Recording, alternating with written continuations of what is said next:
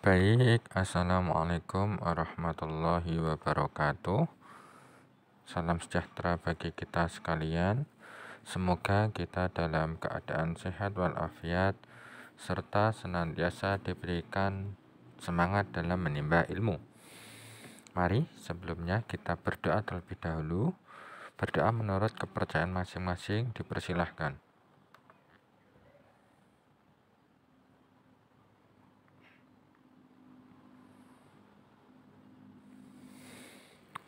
Baik, berdoa selesai. Pada kesempatan kali ini kita akan memberikan materi berupa penggunaan pengendalian hasil keuangan. Oke, sebagai pendahuluan, pengendalian keuangan itu apa sih? Pengendalian keuangan merupakan upaya yang dilakukan agar investasi, alokasi biaya, dan perolehan laba berjalan sesuai dengan rencana perusahaan. Jadi, pengendalian keuangan itu merupakan bagian ataupun langkah ataupun tahap di mana rencana keuangan akan diimplementasikan. Yaitu kan tentunya kita di awal sudah membuat rencana, lalu akan mewujudkan ke dalam sebuah cara tertentu dalam mencapai sebuah tujuan. Nah, sehingga hal ini, pengendalian ini diharapkan bisa menjamin bahwa rencana tersebut telah terlaksana, atau mungkin jika memang ada kondisi-kondisi tertentu yang memang harus berubah rencana, maka bisa segera ditangani dengan cepat. Nah, jadi konsep utama daripada pengendalian ini itu berkaitan dengan kepercayaan dan kemungkinan, di mana kepercayaan itu merupakan sebuah keyakinan kita ataupun perusahaan ataupun manajemen bisa melakukan rencana-rencana yang dibuat. Adapun kemungkinannya adalah tentang bisa jadi di tengah perjalanan dalam melakukan rencana tersebut ada kondisi yang di luar perkiraan. Oke.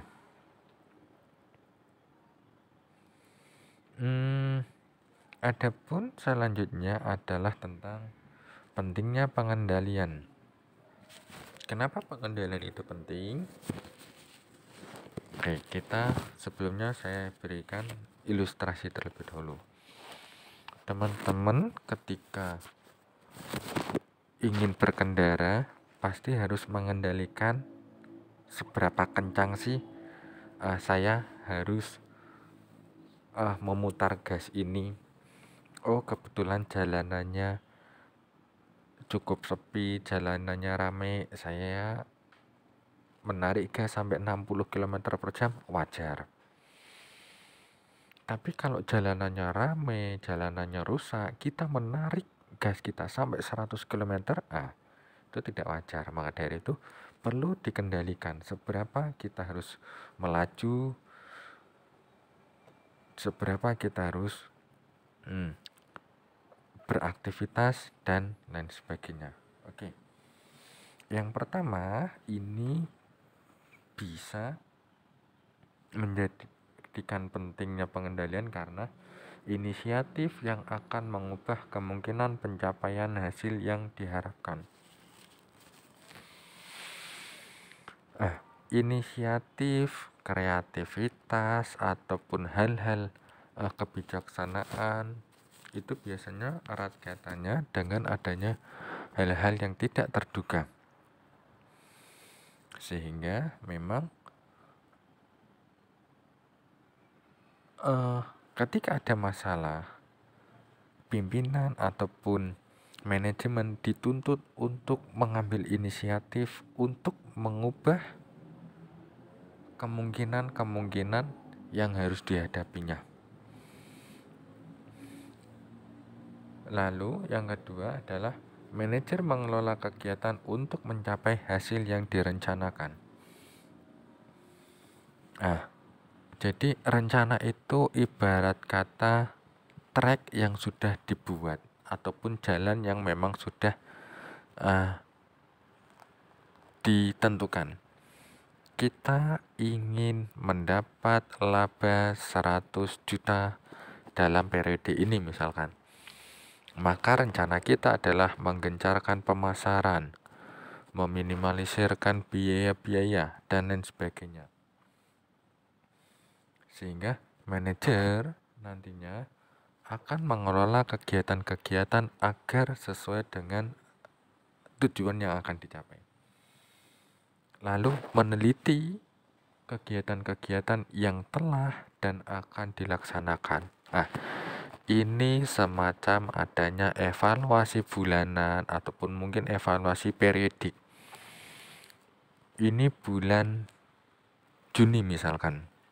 Kita evaluasi dulu seluruh kegiatan di bulan Juni, kita evaluasi, lalu kita sekaligus merencanakan untuk bulan Juli. Lalu selanjutnya adalah berorientasi pada objek yang dituju. Jadi memang orientasi utama daripada pengendalian adalah objek ataupun tujuan ataupun sasaran yang telah ditentukan. Membantu mengidentifikasikan problema-problema manajemen. Pengendalian ini memang hal yang penting khususnya untuk segera menemukan adanya kejanggalan-kejanggalan ataupun problem-problem yang terjadi. Masalah sekecil apapun jika diselesaikan dengan segera maka akan selesailah masalah tersebut. Tapi masalah kecil jika ditunda bahkan nanti akan bisa menjadi masalah yang besar dan masalah yang banyak. Sehingga hal-hal demikianlah, hal-hal tersebutlah yang bisa menjadi bahwasanya pengendalian itu penting. Lalu ada juga keterbatasan tentang sistem pengendalian keuangan ini. Ya kita tahu bahwasanya segala sesuatu itu tidak serta-merta tidak selalu diukur dengan uang. Tidak cukup hanya sekedar uang, apakah hanya sekedar laba, apakah hanya sekedar biaya, apakah segala sesuatu tentang uang tentunya tidak selalu ya, pasti ada indikasi-indikasi lain yang bisa menyebabkan berhasil atau tidaknya sebuah kegiatan. Oke. Keterbatasan sistem pengendalian keuangan yang pertama adalah mendorong tindakan jangka pendek yang tidak sesuai dengan kepentingan jangka panjang perusahaan. Ketika ada tekanan yang besar yang diberikan oleh manajemen, misalkan target laba adalah 100 juta. Padahal tujuan utama jangka panjang perusahaan adalah perusahaan bagaimana caranya dia tetap bertahan. Tapi ketika ada tekanan yang besar seperti itu, terkadang manajemen tidak memperdulikan jangka panjang sehingga mikirnya, target terdekat adalah bagaimana saya mencapai 100 juta. Sehingga bisa jadi manajemen tersebut akan mengambil tindakan-tindakan jangka pendek yang bisa jadi malah mengurangi kualitas produk ataupun mungkin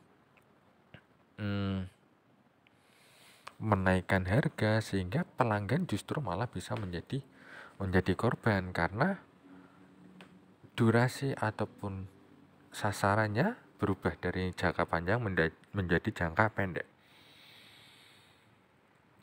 Lalu manajer mengambil tindakan untuk jangka pendek. Nah sama ya, kurang lebihnya sama dengan yang tadi. Lalu menggunakan laba jangka pendek sebagai tujuan.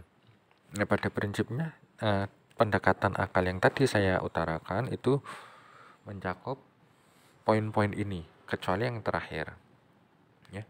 Yang terakhir, pengendalian keuangan yang ketat dapat memicu manajer untuk memanipulasi data.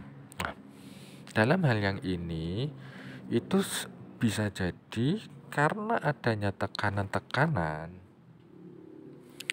di mana mau ini tidak boleh, mau itu tidak boleh, padahal kita memiliki target yang besar.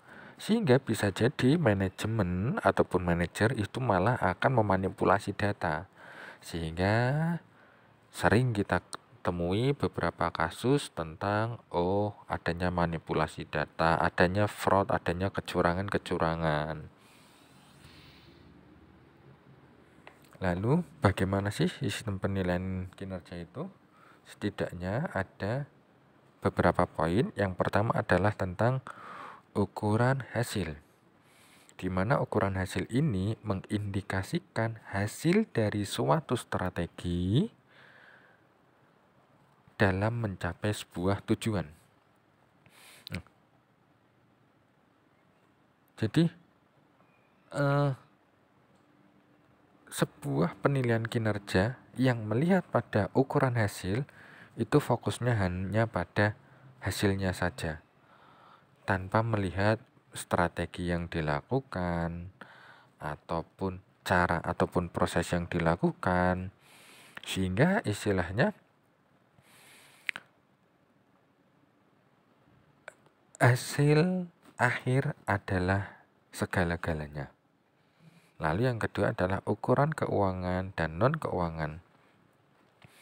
Seperti tadi di awal yang sudah saya jelaskan, memang dalam menilai kinerja tidak selalu tentang keuangan. Keuangan bisa berupa laba, bonus, dan hal-hal lainnya. Yang non-keuangan seperti apa? Misalkan tentang citra perusahaan. Citra perusahaan ataupun mungkin sehingga ketika masyarakat misalkan membutuhkan sesuatu, dia langsung ingat, perusahaan itu. Karena perusahaan itu barangnya bagus dan lain sebagainya. Itu kan bukan merupakan bagian keuangan. Lalu yang selanjutnya adalah ukuran internal maupun eksternal. Ukuran internal ini bisa berkaitan dengan segala sesuatu yang ada di dalam perusahaan, baik itu mungkin keharmonisan rumah tangga perusahaan, keakrabannya, terus juga hubungan yang baik antara atasan dengan bawahan dan lain sebagainya. Ada punya ukuran eksternal, bagaimana pandangan masyarakat terhadap perusahaan, ataupun mungkin apa saja sih yang sudah diberikan perusahaan kepada masyarakat. Lalu ada dua faktor kunci keberhasilan, ini juga berkaitan dengan tadi internal dan eksternal. Yang pertama adalah tentang pelanggan. Fokus utama perusahaan secara umum adalah pelanggan, sehingga pelanggan itu merupakan tujuan yang nyata, tujuan yang jelas. Yang dikejar adalah tentang misalkan tentang kepuasan pelanggan, tentang loyalitas pelanggan, tentang CSR-nya, ataupun tentang promosi-promosinya, dan lain sebagainya. Adapun yang tentang proses bisnis internalnya, proses bisnis ini bisa berupa tentang kualitas produk, tentang perputaran persediaan, tentang apakah kapasitasnya mencukupi, dan lain sebagainya. Lalu, lingkup dan pengendalian keuangan. Yang pertama adalah pentingnya manajemen keuangan. Manajemen keuangan merupakan sebuah subjek yang sangat menarik. Kenapa ini bisa dikatakan menarik? Karena keuangan jika tidak diatur dengan sedemikian rupa, maka bisa jadi adanya penyelewengan-penyelewengan Sehingga memang manajemen keuangan itu merupakan lingkup daripada pengendalian keuangan. Lalu ada juga fungsi keuangan itu sendiri, di mana fungsi keuangan itu umumnya berkaitan langsung dengan keputusan tentang pembelian ataupun pengadaan sesuatu.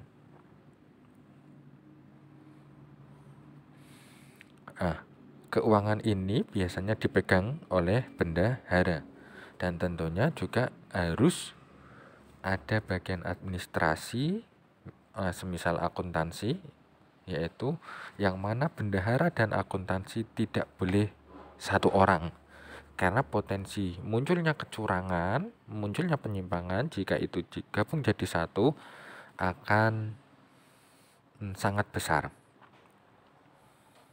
Lalu ada juga pengendalian terpadu, di mana pengendalian ini bisa berupa dari mulai perencanaan, mulai umpan balik, adanya interaksi pengendalian. Jadi dimulai dari perencanaan, perusahaan merencanakan dengan sebaik-baiknya, memandang aspek-aspek yang penting sehingga tujuannya bisa tercapai.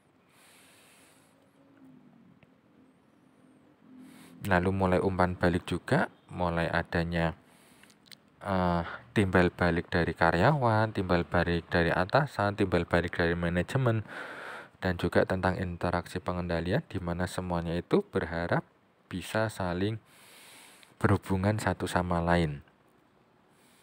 Lalu ada juga tentang pertimbangan-pertimbangan rancangan. Bisa seperti misalkan adanya antisipasi tentang adanya hal-hal yang tidak terduga seperti tadi, adanya tentang relevansi. Oh, biaya segini relevan nggak sih? Terus ada juga tentang pengelolaan jika ada perubahan, sehingga tujuan-tujuan yang sudah ditentukan, yang sudah ditetapkan itu akan bisa tercapai. Lalu ada pengendalian dalam era pemberdayaan, di mana hal ini ditujukan untuk mengembangkan perusahaan, untuk memberdayakan karyawan, memberdayakan perusahaan, sehingga jangka panjangnya itu adalah perusahaan tetap eksis ataupun perusahaan tetap berdiri dalam jangka waktu yang panjang. Karena ketika perusahaan hanya mengejar target-target jangka pendek, maka ditakutkan umur perusahaan tersebut tidak akan panjang. Sebagai penutup, hati menjadi baik jika diisi ilmu, sebagaimana tanah menjadi subur jika ditanami tumbuhan. Maka dari itu mari kita senantiasa isi diri kita dengan ilmu-ilmu kebaikan, dengan ilmu-ilmu yang bermanfaat, agar diri kita menjadi pribadi yang lebih baik lagi. Saya rasa ini yang bisa saya sampaikan.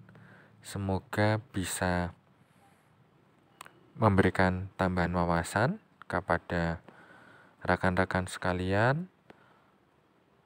Mohon maaf atas segala kesalahan, mohon maaf atas segala kekurangan. Mohon koreksi dari para pendengar dan segala sesuatunya. Saya rasa itu dulu. Mohon maaf. Saya tutup ya. Assalamualaikum warahmatullahi wabarakatuh.